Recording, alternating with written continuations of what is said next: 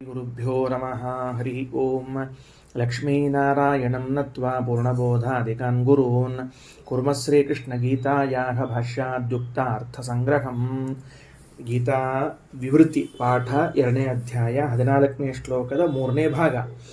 ಈಗ ಶ್ಲೋಕದಲ್ಲೇನದ ಅಂತಂದ್ರೆ, ಮಾತ್ರ ಸ್ಪರ್ಶಾಸ್ತು ಕೌಂತೆಯ ಶೀತೋಷ್ಣ ಸುಖ ದುಃಖದಾಹ ಆಗಮಾಪಾಯಿನೋ ಅನಿತ್ಯಾಹ ತಾಂತಿತಿಕ್ಷಸ್ವ ಭಾರತ ಅಂತದ.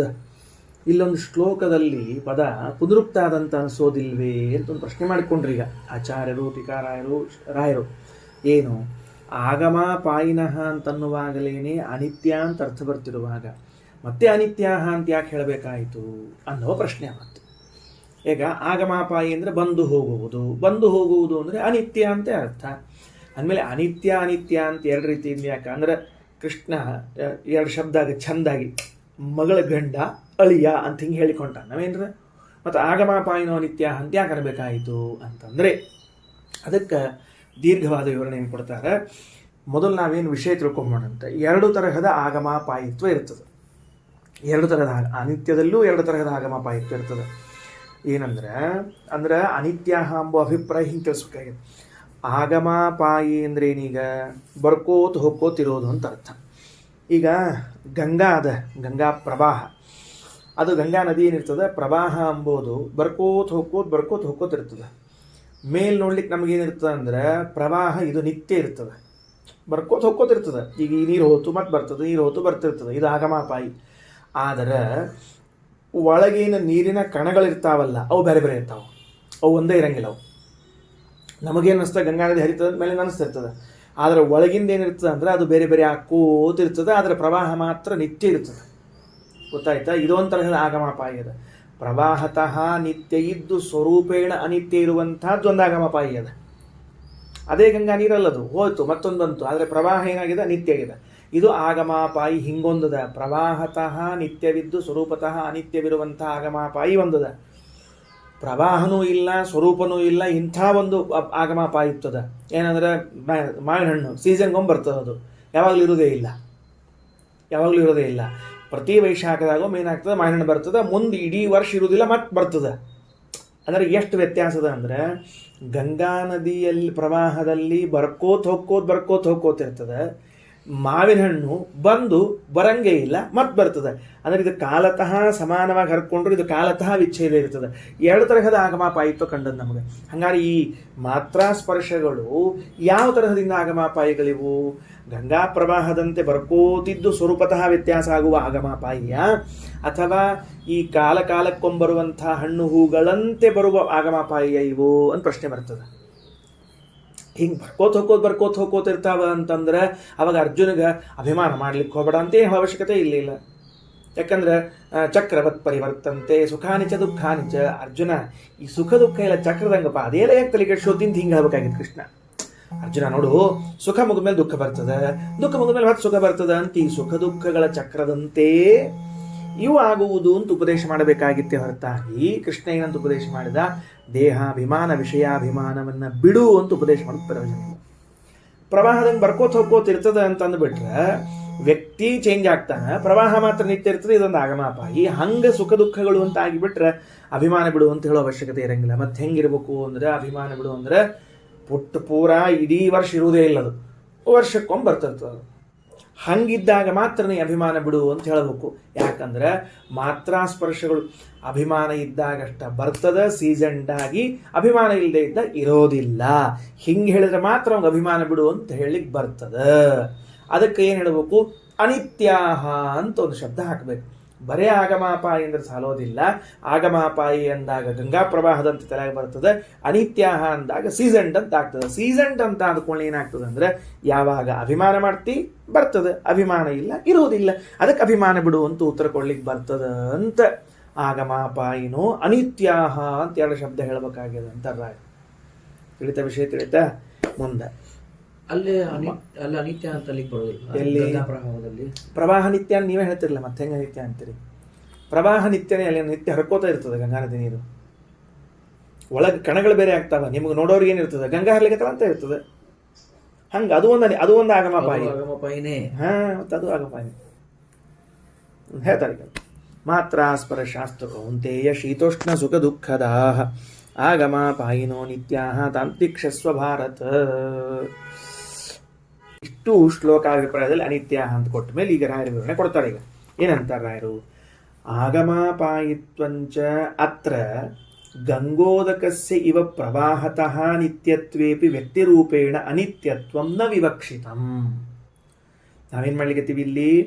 ಆಗಮಾಪಾಯಿತ್ವಂ ಅಂತ ಹೇಳಿ ಹೊರಟಿದ್ರು ಕೂಡ ಏನಪ್ಪ, ನಮಗೆ ಗಂಗೋದಕಸ್ಯ ಇವ, ಗಂಗೋದಕದ ಇಲ್ಲೋ ಗಂಗಾ ಪ್ರವಾಹ, ಅದು ಉದಕ ನೀರು, ಪ್ರವಾಹತಃ ನಿತ್ಯತ್ವೇಪಿ ಪ್ರವಾಹ ರೂಪದಲ್ಲಿ ನಿತ್ಯವಾಗಿದ್ದರೂ ವ್ಯಕ್ತಿ ಸ್ವರೂಪೇಣ ಅನಿತ್ಯತ್ವಂ, ವ್ಯಕ್ತಿಶಃ ಅದು ಅನಿತ್ಯ ಆಗ್ಯದ. ಅದೇ ಗಂಗಾ ಅಲ್ಲೇ ಇಲ್ಲದು, ಅವು ಹೋಗ್ಬಿಟ್ಟದ, ಮುಂದೆ ಹೋಗ್ಬಿಟ್ಟದ.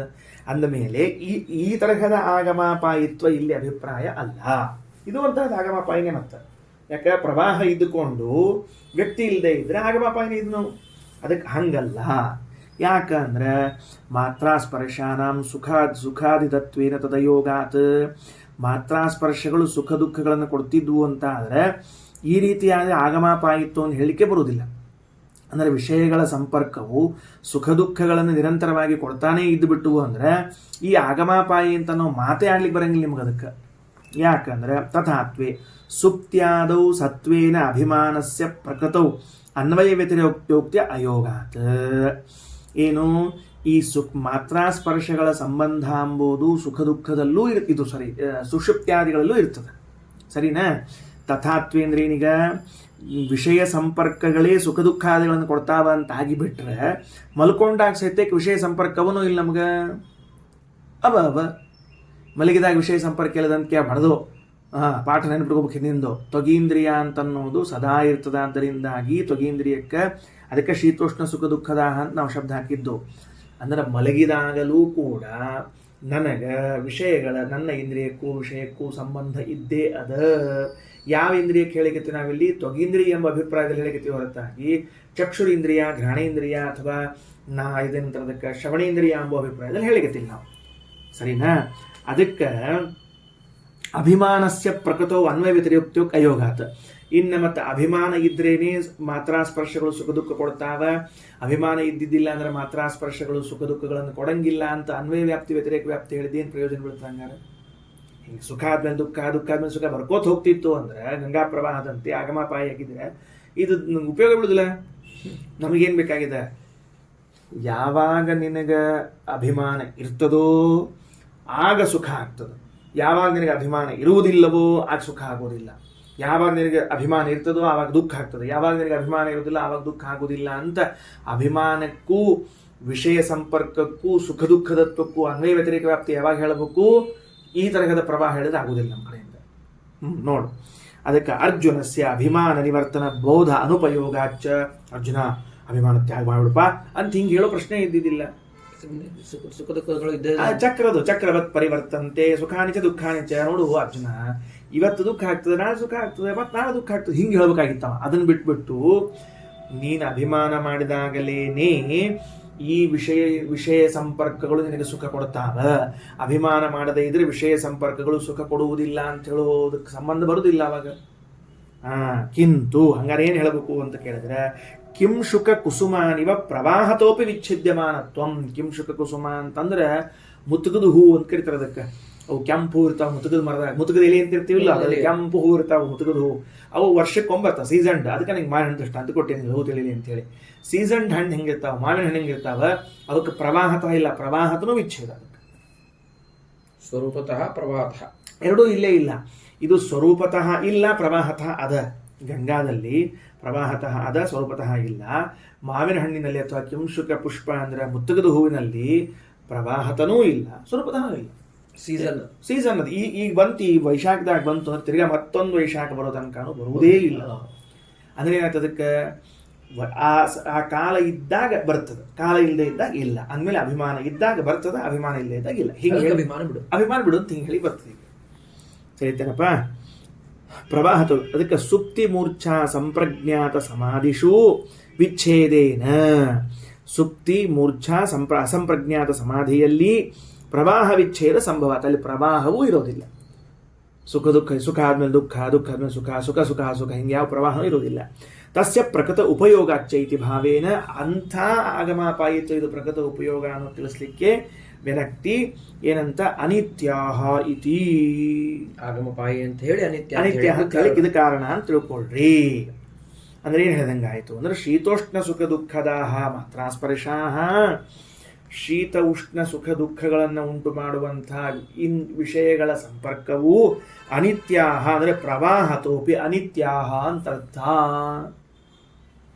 ಏನರ್ಥದಕ್ಕೆ ಪ್ರವಾಹತೋಪಿ ಅನಿತ್ಯಾಹ ಅಂತ ಅರ್ಥ. ಪ್ರವಾಹ ನಿತ್ಯಾಗಿ ಸ್ವರೂಪೇಣ ಅನಿತ್ಯ ಆಗಿದೆ ಅಂತ ಅರ್ಥ ಅಲ್ಲ.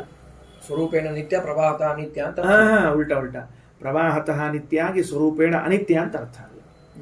ಪ್ರವಾಹ ಬರ್ಕೋತಿರ್ತದ, ಸ್ವರೂಪ ಚೇಂಜ್ ಆಗಿರ್ತದ. ಸರಿ ಸರ್, ಅದನ್ನ ಹಂಗೆ ಹೇಳ್ಬೇಕು. ಗಂಗೆಯಲ್ಲಿ ಒಂದೇನೆ ಬಿಟ್ಟು ಗಂಗೆ ಒಳಗ ಪ್ರವಾಹತಃ ನಿತ್ಯತ್ವ, ಕಾಲಕ್ಕೂ ಪ್ರವಾಹತಃ ನಿತ್ಯತ್ವ ಹೇಳ್ತೀವಿ, ಜಗತ್ತಿಗೂ ಪ್ರವಾಹತಃ ನಿತ್ಯತ್ವ ಹೇಳ್ತೀವಿ. ಪ್ರವಾಹತ ನಿತ್ಯತ್ವ ಏನು? ಬರ್ಕೋತ ಹೋಗ್ಕೋತಿರ್ತದ, ವಸ್ತು ಒಳಗಿನ ವ್ಯಕ್ತಿ ಮಾತ್ರ ಬದಲಾಗ್ತಿರ್ತಾನೆ ಅಂತ ಹೇಳ್ತಿರ್ತೀವಿ ಅಷ್ಟ ನಾವು. ಅದಕ್ಕೆ ಅವನು ಬುದ್ಧ ಹೇಳ್ಯಾನ ಭಾಳ ಚಂದಿನ ಒಂದು ಕ್ಷಣಿಕವಾದದೊಳಗೆ ಈ ಮಾತು ಭಾಳ ಚಂದ ಬರ್ತದೆ. ಹರಿಯುವ ನದಿಯಲ್ಲಿ ನೀನು 2 ಸರ್ತಿ ಕಾಲಿಡ್ಲ ಹರಿಯುತ್ತೆ ಹೇಳ್ತಾನ. ಒಂದು ಸರ್ತಿ ಹರಿಯೋ ನೀರಿನೊಳಗೆ ಟ್ವೈಸ್ ಇರ್ಲಿಕ್ಕೆ ಬರೋದಿಲ್ಲ ನಿನಗೆ, ಯಾಕಂದ್ರೆ ಹೋಗ್ಬಿಟ್ಟಿರ್ತಾನೆ ನದಿ ಅಂತ. ಹಂಗಿದ್ದಂಗೆ ಅವನ ಕತಿ. ಸುಷುಪ್ತಿ ಕಾಲದಲ್ಲಿ ಇಂದ್ರಿಯಕ್ಕೂ ವಿಷಯಕ್ಕೂ ಸಂಬಂಧ ಅದನ್ನೋ ಇಲ್ಲೋ? ಎಸ್, ಅದ ಅಫ್ಕೋರ್ಸ್ ಇರಲೇಬೇಕು. ಯಾಕಂದ್ರೆ ತ್ವಗೀಂದ್ರಿಯ ಅಂತ ಅನ್ನೋದು ಸದಾ ಇರುವಂತಹದ್ದು, ಉಪರತಿಗೊಳ್ಳದೇ ಇರುವಂತಹದ್ದು. ಎಂದೂ ಉಪರತಿಗೊಳ್ಳದೇ ಇರುವ ಇಂದ್ರಿಯಗಳಲ್ಲಿನೇ ವ್ಯಾಪ್ತವೆನಿಸಿರುವಂತಹ ತ್ವಗೀಂದ್ರಿಯಕ್ಕೆ ವಿಷಯ ಸಂಪರ್ಕ ಸುಷುಪ್ತಿ ಕಾಲದಲ್ಲೂ ಉಂಟು. ಹಾಗಿದ್ದಾಗ ಇಂದ್ರಿಯ ವಿಷಯಗಳು ಸಂಪರ್ಕವಾದಾಗ ನನಗೆ ಬೋಧ ಯಾಕೆ ಬರಲಿಲ್ಲ, ಜ್ಞಾನ ಯಾಕೆ ಬರಲಿಲ್ಲ ಅಂದ್ರೆ ಅಭಿಮಾನ ಸತ್ವೇ ಜ್ಞಾನ ಸತ್ವ, ಅಭಿಮಾನಾಭಾವೇ ಜ್ಞಾನಾಭಾವ. ಅಭಿಮಾನ ಇದ್ರೆ ಬರ್ತದೆ, ದೇಹಾಭಿಮಾನನೇ ಇಲ್ಲ. ಎಲ್ಲಿಂದ ಬರಬೇಕು? ಎಚ್ಚರದಾಗೆ ನೋಡ್ಕೋ. ಲಕ್ಷ ಕಡೆಯೋ ಇತ್ತು ಅಂತಂದ್ರೆ ಅವಾಗ ಯಾರೋ ಕೂಗಿದ್ರು ಸತ್ಯ ಶಬ್ದ ನಿಮ್ಗೆ ಕಿವಿದಿರ್ತದೆ, ನೀವು ತಿರುಗಿ ನೋಡಂಗಿಲ್ಲ. ವಿಷಯಕ್ಕೂ ಇಂದ್ರಿಯಕ್ಕೆ ಸಂಪರ್ಕ ಆಗಿಲ್ಲ ಅಂದ್ರೆ ಕಿವಿಗೆ ಶಬ್ದ ಬಿದ್ದಿಲ್ಲ ಅಂದ್ರೆ ಬಿದ್ದಾವ. ಮತ್ತು ಕಿವಿಗೆ ಶಬ್ದ ಬಿದ್ದರೂ ಸಹಿತ ನೀ ಯಾಕೆ ತಿರುಗಿ ನೋಡಲಿಲ್ಲ ಅಂದ್ರೆ ನಿನ್ನ ಲಕ್ಷ ಬೇರೆ ಕಡೆ ಇತ್ತು, ಅದಕ್ಕೆ ಅಭಿಮಾನ ಇದ್ದಿದ್ದಿಲ್ಲ ಅಂತ ಅರ್ಥ. ಅದಕ್ಕೆ ಬೇರೆ ಏನಲ್ಲ, ಹಾಗೆ ಹೇಳ್ಬೇಕು, ಅದನ್ನು ಬೇರೆ ದಾರಿ ಇಲ್ಲ. ಅದರಿಂದ ಹೇಳ್ತಾರೆ ನೋಡಿ ಅದೇ ಸುಪ್ತಿ ಮೂರ್ಛಾ ಅಸಂಪ್ರಜ್ಞಾತ ಸಮಾಧಿಷು ವಿಚ್ಛೇದೇನ ಪ್ರವಾಹ ವಿಚ್ಛೇದ ಸಂಭವಾತ್. ಪ್ರವಾಹ ವಿಚ್ಛೇದವು ಸಂಸ್ಥಿತ ತಸ್ಯ ಪ್ರಕೃತ ಉಪಯೋಗಾಚ್ಚ.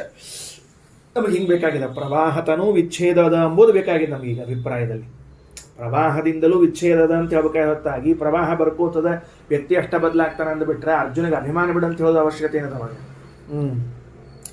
ಈಗ ನೋಡು, ಶೀತೋಷ್ಣ ಸುಖ ದುಃಖದಾಹ ಮಾತ್ರ ಸ್ಪರ್ಶಾಹ ಅನಿತ್ಯಾಹ ಅನ್ನೋ ಶಬ್ದಕ್ಕೆ ಪ್ರವಾಹತೋಪಿ ಅನಿತ್ಯಾಹ ಅಂತ ಅರ್ಥ ಆಯ್ತು. ಈಗ ಸರಿ, ತೇಷಾಂ ಸುಖ ದುಃಖಾದಿದತ್ವಂ ಪ್ರವಾಹತೋಪಿ ಅನಿತ್ಯಂ ಯತೋ ಅತೋ ಅನ್ವಯ ವ್ಯತಿರೇಕಾಭ್ಯಾಂ ಅಭಿಮಾನಯುತಾಹ ಏವ ಸುಖ ದುಃಖದಾಹ ಸುಖಾದಿದಾಹ ಇತ್ಯರ್ಥಃ.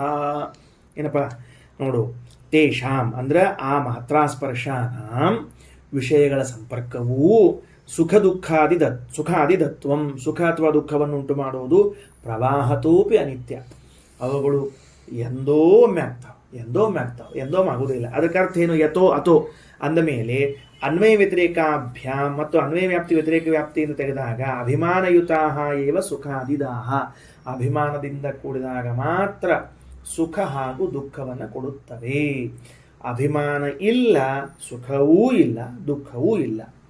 ಅಭಿಮಾನ ಉಂಟು, ಸುಖವೂ ಉಂಟು, ದುಃಖವೂ ಉಂಟು. ಹಿಂಗೆ ಅನ್ವಯ ವ್ಯಾಪ್ತಿ ವ್ಯತಿರೇಕ ವ್ಯಾಪ್ತಿ ಯಾವಾಗ ಹೇಳಿಕ್ ಬರ್ತದೆ? ಪ್ರವಾಹದಿಂದಲೂ ಅನಿತ್ಯವಾದರೆ ಮಾತ್ರ ಹೇಳಬಹುದು.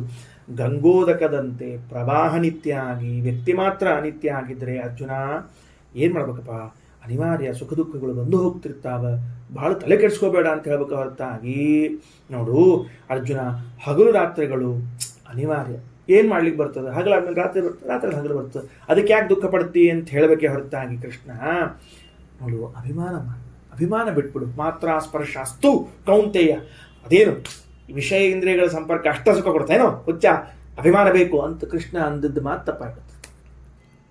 ಕೃಷ್ಣ ಅಂದದ್ದು ಮಾತು ಸರಿ ಹೊಂದಬೇಕಾದ್ರೆ ಆಗಮಾಪಾಯಿನೋ ಅನಿತ್ಯಾಹ ಅಂತ ಹೇಳಬೇಕು. ಪ್ರವಾಹತೋಪಿ ಅನಿತ್ಯಾಹ ಅಂತ ತಿಳ್ಕೊಳ್ರಿ. ಅತ ಇತಿ ಶೇಷ. ಆದ್ದರಿಂದ ಅಭಿಮಾನಹೀನ ಮಾತ್ರ ಸ್ಪರ್ಶಾನಾಂ ಸುಖಾದತ್ವಾಭಾವಾತ್, ಅಭಿಮಾನ ಇಲ್ಲ ಅಂತಂದು ಕೂಡಲೇ ಅವು ವಿಷಯೇಂದ್ರಿಯ ಸಂಪರ್ಕಗಳೇನು ಮಾಡಂಗಿಲ್ಲ? ಸುಖವನ್ನೂ ಕೊಡಂಗಿಲ್ಲ, ದುಃಖವನ್ನೂ ಕೊಡಂಗಿಲ್ಲ. ದೇಹಾಭಿಮಾನ ಬಿಟ್ಟ ಯತಿಗಳಿರ್ತಾರೆ, ಅವ್ರಿನ್ನು ಎಷ್ಟು ಹೂವಿನ ಹಾರ ಹಾಕಿದಾರೆ, ಏನು ಆಗಬೇಕಾಗಿದೆ ಅವರಿಗೆ? ಹಾರ ಹಾಕಿದ್ದು ತೆಗೆದಿರ್ತಾರೆ ಅಟ್ಟೆ, ಅದನ್ನು ಕುತಿ ಬಿದ್ದು ತೆಗೆದಿರ್ತಾರೆ ಅಟ್ಟೆ ಕೆಲಸ. ಶಿಷ್ಯರು ತೆಗೆದಿರ್ತಾರೆ, ಏನೋ ತೆಗೆದಿರ್ತಾರೆ. ಯಾಕಂದ್ರೆ ನಮಗೆ ಒಂದು ಹಾರ ಹಾಕಿದ್ರೆ ಫೋಟೋ ತೆಗಿಸಬೇಕು ಅಂತ ಇಚ್ಛೆ ಬರ್ತದೆ. ಒಂದೇ ಒಂದು ಹಾರ ಅದು ಅರ್ಧ ಹಾಕಿರ್ತಾರೆ, ಕುತ್ತಿಗೆ ಎಷ್ಟು ಬಂದಿರ್ತದೆ, ಪೂರ್ಣದಕ್ಕೆ ಬಂದಿರಂಗಿಲ್ಲ. ಆ ಫೋಟೋ ತೆಗೆಸ್ಕೊಂಡು ಕಟ್ ಹಾಕ್ಸ್ಕೋಬೇಕಂತ. ಯಾಕಂದ್ರೆ ನಮ್ಗೆ ಹರನ ಹಾಕಂಗಿಲ್ಲ. ಯಾವಾಗ ಅಭಿಮಾನ ಅಷ್ಟೇ, ದೇಹಾಭಿಮಾನ ಅವ್ರು ನಿರಂತರ ಹಾಕ್ತಿರ್ತಾರೆ, ಅಭಿಮಾನ ಇರೋದಿಲ್ಲ, ಅವ್ರು ಹಾಕ್ತಿರ್ತಾರೆ ಕೆಲಸ. ಅಂದಮೇಲೆ ಹೇಳಿದ್ರು ಅಭಿಮಾನಹೀನ ಮಾತ್ರ ನಾಂ ಸುಖಾದಿದತ್ವಾಭಾವಾತ್. ಹೆಂಗೆ ಕೊಟ್ಟರು? ಎರಡು ದೃಷ್ಟಾಂತಗಳು. ಪ್ರವಾಹಗಳು ಬಂದು ಹೋಗುವ ಪ್ರವಾಹದಂತೆ ನಿರಂತರವಾಗಿ ಬಂದು ಹೋಗುವುದೊಂದು, ಕಾಲಕಾಲಕ್ಕೆ ಬರುವುದೊಂದು. ಕಾಲಕಾಲಕ್ಕೆ ಬರುವುದು ಅಂದರೆ ಕಾಲ ನಿಮಿತ್ತ ಮಾಡಿಕೊಂಡು ಬರುವುದು ಅಂತ ಅರ್ಥ. ಪ್ರವಾಹತಃ ನಿತ್ಯ ಅಂದರೆ ಕಾಲ ಅಂತ ಇಲ್ಲೇ, ಅದಕ್ಕೆ ಸುಮ್ಮನೆ ಹೋಗ್ತಿರ್ತಾರೆ ಅಷ್ಟು ಪಾಡಿಗದು. ಅದಕ್ಕೆ ನಮಗೆ ಇಲ್ಲಿ ಏನು ಬೇಕಾಗಿದೆ? ಮಾತ್ರ ವಿಷಯ ಸಂಪರ್ಕಗಳು ನಿಮಿತ್ತ ಮಾಡಿಕೊಂಡು ಬರ್ತಾವ ಅಂದ್ರೆ ಅಭಿಮಾನ ನಿಮಿತ್ತ ಮಾಡಿಕೊಂಡು ಸುಖ ದುಃಖಗಳನ್ನು ಉಂಟು ಮಾಡ್ತಾವ, ಅಭಿಮಾನ ರಹಿತವಾದಾಗ ಸುಖ ದುಃಖಗಳನ್ನು ಉಂಟು ಮಾಡುವುದಿಲ್ಲ. ಇಷ್ಟ ಅಭಿಪ್ರಾಯ. ಅದಕ್ಕೆ ಅಭಿಮಾನಹೀನ ಮಾತ್ರ ಸ್ಪರ್ಶ ನಾಮ್. ನೋಡು, ಅದರ ಒಳಗಿನ ಅಭಿಮಾನ ಹೋಗ್ಬಿಡ್ತೀವಿ ಅಂತ ಇಟ್ಕೋ. ಎದರೊಳಗಿಂದು ಮಾತ್ರಾಸ್ಪರ್ಶಗಳು, ಅಭಿಮಾನರಹಿತವಾದ ಮಾತ್ರಾಸ್ಪರ್ಶಗಳು ಸುಖವನ್ನು ದುಃಖವನ್ನು ಕೊಡೋದಿಲ್ಲ. ಅದಕ್ಕೆ ಅಭಿಮಾನತ್ಯಾಗೇನ ತಾನ್ ಮಾತ್ರಾಸ್ಪರ್ಶ ತಿತಿಕ್ಷಸ್ವ ವಿಫಲೀಕುರು. ಅಭಿಮಾನ ಬಿಟ್ಟಿ ಅಂದ್ರೆ ಆ ವಿಷಯ ಸಂಪರ್ಕಗಳು ನಿನಗೆ ಏನೇನು ಮಾಡಂಗಿಲ್ಲ, ಏನೂ ಮಾಡಂಗಿಲ್ಲ. ಯಾಕಂದ್ರೆ ಯಾವ ನಿಮಿತ್ತದಿಂದಾಗೆ ಸುಖ ಕೊಡ್ಲಿಕ್ಕತ್ತಿದ್ದು, ಯಾವ ನಿಮಿತ್ತ ದುಃಖ ಕೊಡ್ಲಿಕ್ಕತ್ತಿದ್ದು, ಅಭಿಮಾನ ನಿಮಿತ್ತದಿಂದ ಕೊಡ್ಲಿಕ್ಕತ್ತಿದ್ದು. ಅಭಿಮಾನವನ್ನು ತ್ಯಾಗ ಮಾಡಿದಿ, ಆಗ ಅವು ಸುಖನೂ ಕೊಡೋದಿಲ್ಲ, ದುಃಖನೂ ಕೊಡೋದಿಲ್ಲ. ಹೋಗಿ ನಡಿ, ಮುಗಿದು ಹೋದ ಕೆಲಸ. ಸುಖ ದುಃಖದಾಹ ಅದು ತಿತಿಕ್ಷಸ್ವ ಅಂದ್ರೆ ಏನು? ಅಭಿಮಾನ ತ್ಯಾಗ ಮಾಡುವ ಮೂಲಕವಾಗಿ ಆ ವಿಷಯ ಸಂಪರ್ಕಗಳನ್ನು ತಿತಿಕ್ಷ ಅಂದ್ರೆ ಸಹನ ಮಾಡ್ಕೋ ಅಂತ ಯಾರು ಹೇಳ್ಬಿಟ್ರು. ಬೇರೆ ಬೇರೆ ಬೇರೆ ದಾರ್ಶನಿಕಾಚಾರ್ಯರು ತಿತಿಕ್ಷಸ್ವ ಅಂದ್ರೆ ಸಹನ ಮಾಡ್ಕೋಬೇಕು, ತಾಳ್ಮೆ ಇರಬೇಕು ಅಂತ ಅರ್ಥ ಬರ್ದಾರ. ಶ್ರೀಮದಾಚಾರ್ಯ ಟೀಕಾಕೃತರ ಪ್ರಕಾರ ತಿತಿಕ್ಷಸ್ವ ಅನ್ನೋ ಶಬ್ದಕ್ಕೆ ತಾಳಿಕೋ ಅಂತ ಅರ್ಥ ಅಲ್ಲ, ವಿಫಲೀಕುರು ಅಂತ ಅರ್ಥ. ಅವುಗಳನ್ನು ವ್ಯರ್ಥಗೊಳಿಸು ಅಂದ್ರೆ ಏನು ಅಂದ್ರೆ ಸುಖ ದುಃಖದಾಹ ಯಥಾ ನ ಭವಂತಿ ತಥಾ ಕುರು. ವಿಷಯ ಸಂಪರ್ಕ ಆಗಿರಲಿ, ಆದ್ರೆ ಆ ವಿಷಯ ಸಂಪರ್ಕ ನಿನಗೆ ಸುಖವನ್ನಾಗಲಿ ದುಃಖವನ್ನಾಗಲಿ ಕೊಡದೇ ಇದ್ದಂತೆ ನೋಡಿಕೋ ತಮ್ಮ ಅಂತ ಹೇಳ್ಬಿಟ್ಟು ಸ್ಪಷ್ಟವಾಗಿ. ಯಾಕಂದ್ರೆ ನಹಿ ಅಭಿಮಾನಂ ವಿನಾ ಕುತೋ ಮಾತ್ರ ಸ್ಪರ್ಶ ರೂಪ ಸಾಮಗ್ರೀಕದೇಶ ಸುಖಾದಿದಾನೇ ಶಕ್ತೋ ಭವತಿ ಇತಿ ಭಾವ. ಅಭಿಮಾನವಿಲ್ಲದೆ ಹೋದರೆ ಈ ಮಾತ್ರಾಸ್ಪರ್ಶ ವಿಷಯ ಸಂಪರ್ಕ ಎನ್ನುವುದು ಸಾಮಗ್ರಿ ಏಕದೇಶ. ಸಾಮಗ್ರಿ ಏಕದೇಶ ಅನ್ನೋದು ಸುಖವನ್ನು ದುಃಖವನ್ನು ಕೊಡಲಿಕ್ಕೆ ಸಮರ್ಥವಾಗುವುದಿಲ್ಲ. ಏನು ಹಿಂಗಂದ್ರೆ ಸಾಮಗ್ರಿ ಏಕದೇಶ ಅಂದ್ರೆ ಏನು ಅಂತ ಪ್ರಶ್ನೆ ಬರ್ತದೆ. ಮತ್ತೆ ಏನಿಲ್ಲ, ಒಂದು ಕಾರ್ಯಕ್ರಮಕ್ಕೆ ಏನೇನು ಬೇಕಾಗಿರ್ತಾವೆ ಎಲ್ಲ ಸೇರಿಕೊಂಡಾಗ ಸಾಮಗ್ರಿ ಅಂತ ಕರೀತಾರೆ. ಕುಂಬಾರ ಇದ್ದಾನೆ ಅಂತ ಇಟ್ಕೋ. ಅವ ಕುಂಬಾರ ಘಟ ನಿರ್ಮಾಣ ಮಾಡಬೇಕು ಅಂತ ಆದರೆ, ಕುಂಬಾರನು ಘಟ ನಿರ್ಮಾಣ ಮಾಡಬೇಕು ಅಂತ ಆದರೆ ಅದಕ್ಕೆ ಚಕ್ರ ಬೇಕು, ದಂಡ ಬೇಕು, ಮಣ್ಣು ಬೇಕು, ಜೊತೆಗೆ ಕುಂಬಾರ ಬೇಕು. ಇವಿಷ್ಟು ಸೇರಿದಾಗ ಘಟ ಸಾಮಗ್ರಿ ಅಂತ ಕರೆಯಲ್ಪಡ್ತಕ್ಕಂಥದ್ದು. ಘಟ ನಿರ್ಮಾಣ ಸಾಮಗ್ರಿ ಯಾವುದಪ್ಪ? ದಂಡ, ಚಕ್ರ ಭ್ರಮಣ, ಮಣ್ಣು, ಕುಂಬಾರ. ಇದ್ರೊಳಗೆ ಒಂದು ಯಾವುದಾದ್ರೂ ಒಂದೇ ಒಂದು ಇಟ್ಟುಕೊಂಡು ಅದು ಒಂದು ಕೆಲಸ ಮಾಡ್ತೇನೆ ತೋರಿಸ್ಬಿಡು. ದಂಡ ಒಂದ ಹಿಡ್ಕೋ, ಸಾಮಗ್ರಿ ಏಕದೇಶ ದಂಡ, ಇದರಿಂದ ಘಟ ಆಗಲಿ ಅಂತ ಅನ್ನೋಣ ಅಂತ. ಅಥವಾ ಒಂದು ಮಿಸ್ ಆದರೆ ಕೆಲಸ ಆಗ್ತದೆ ಅಂತ ಹೇಳೋಣ. ಎಲ್ಲದ ಚಕ್ರದ, ಮಣ್ಣದ, ದಂಡದ, ಕುಂಬಾರನೇ ಇಲ್ಲ. ಕುಂಬಾರ ಇದ್ದಾನ, ಮಣ್ಣದ, ಚಕ್ರಲ್ಲ, ದಂಡಿಲ್ಲ. ಸಾಮಗ್ರಿ ಏಕದೇಶ ಅನ್ನೋದು ಕಾರ್ಯಜನಕವಾಗುವುದಿಲ್ಲ. ಹಂಗಾರ ಸುಖ ದುಃಖಗಳಿಗೆ ಸಾಮಗ್ರಿಗಳು ಯಾವುದು ಅಂತ ಕೇಳಿದ್ರೆ ಅಭಿಮಾನ ಸಹಿತವಾದ ವಿಷಯಗಳ ಸ್ಪರ್ಶ. ಅಭಿಮಾನ ರಹಿತ ಆಗಿಬಿಟ್ರೆ ಸಾಮಗ್ರಿ ಏಕದೇಶ ಯಾವುದಾತು ಅಂದ್ರೆ ವಿಷಯ ಸಂಪರ್ಕ ಆತು. ಆ ವಿಷಯ ಸಂಪರ್ಕ ಅಂಬೋದು ಸುಖವನ್ನು ದುಃಖವನ್ನು ಹುಟ್ಟಾಕಂಗಿಲ್ಲ. ಅದಕ್ಕೆ ನೀ ಅವುಗಳನ್ನು ವಿಫಲೀಕರು ಅಂತ ಅರ್ಜುನ ಕೃಷ್ಣ ಹಿಂಗೆ ಹೇಳ್ಯಾನ ಅಂತ ತಿಳಿಸಿಕತ್ತಾರ. ಕಲ್ಪನಾವಂತ ಹೇಳಿದ್ದೇನಂತ. ಅದಕ್ಕೆ ಆಗಮಾಪಾಯಿತ್ವಂಚ ಅತ್ರ ಗಂಗೋದಕಸ್ಯೇವ ಪ್ರವಾಹತಃ ನಿತ್ಯತ್ವಪಿ ವ್ಯಕ್ತಿ ಸ್ವರೂಪೇಣ ನಿತ್ಯತ್ವಂ ನ ವಿವಕ್ಷಿತಂ ಅಂತ ಪ್ರಾರಂಭ ಮಾಡಿ ಇಲ್ಲಿವರೆಗೆ ಆ ಅಂಶವನ್ನು ಹೇಳಿ ಮುಕ್ತಾಯ ಮಾಡ್ಯಾರ. ವಿಫಲೀಕುರು ಅಂತ ಅನ್ನೋದರಿಂದ ಏನಾಯ್ತು? ಸುಖ ದುಃಖಗಳು ಕೊಡದೇ ಇದ್ದಂತೆ ನೋಡಿಕೋ ಅಂತ ಹೇಳಿಕೊಟ್ಟಿದ್ದಾರೆ. ಅದರಿಂದ ಮಾತ್ರ ಸ್ಪರ್ಶಾಸ್ತು ಕೌಂತೆಯ ಶೀತೋಷ್ಣ ಸುಖ ದುಃಖದಾಹ ಆಗಮಾಪಾಯಿನೋ ನಿತ್ಯಾಹ ತಾಂತಿತಿಕ್ಷಸ್ವ ಭಾರತ ಅಂತ 14ನೇ ಶ್ಲೋಕದ ಉಪದೇಶವನ್ನು ಮುಗಿಸಿದ್ದಾರೆ. ಶ್ರೀಕೃಷ್ಣ ಅರ್ಪಣಮಸ್ತು.